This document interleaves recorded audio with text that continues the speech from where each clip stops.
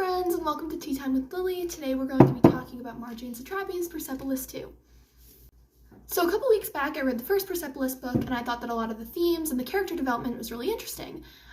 So our main character and our author, Margie, starts the book wanting to be a prophet. She's like a little kid and she has a lot of ties with God and she's said to talk with him a lot. Throughout the book she has a really hard time finding herself and what she truly thinks. There's always people's opinions from like her family members, the media, the government that are always changing what she believes in. Throughout the book, themes of politics and religion are always kind of back and forth, and at the end of the book she moves to Austria, which brings us into the start of the second book. At first she's really angry with the entitlement of the people there because they have so much more than she had when she was living in Iran, and to make matters even worse, she was forced to move out of her promised living arrangement and find somewhere else. When she finds that freedom of living on her own with no one else to depend on, her true personality starts to show, and all those pieces of what she's built up to be her personality now starts to crumble away and reveal the true Margie underneath, who thinks for herself and forms her own opinions without the influence of other people. She starts to experiment more with her identity, both physically and mentally, by changing her look and exploring different political stances, but one thing that always remains the same is that she's very proud of where she comes from. Marjorie's boyfriend at the time gets her involved with some anarchists, and surprisingly she actually enjoys their company. And then a while after, they break up because he reveals that he's gay, and she falls out of touch with them.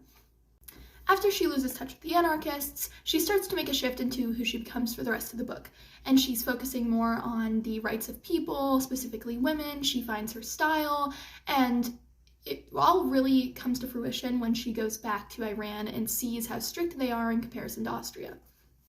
After wanting to return home for so long, she's actually really disappointed when she does get back to Iran. She's matured a lot and had a lot of adult experiences, and it's really interesting to see how she deals with the state of Iran in the second book versus the first.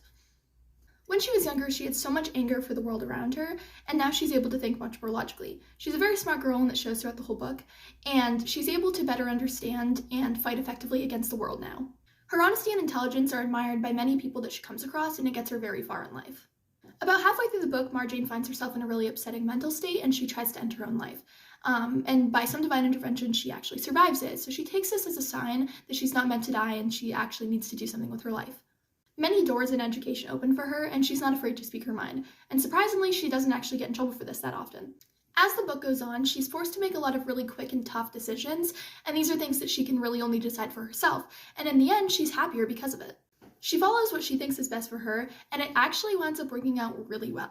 It's really cool to see her grow from this little girl who just regurgitates everything that anybody says to this grown woman capable of thinking for herself. Seeing her realize that she's more than other people's words is really empowering.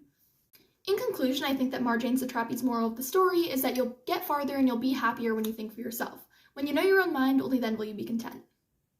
Thank you for tuning in to today's book talk. I hope you enjoyed and have an absolutely wonderful day.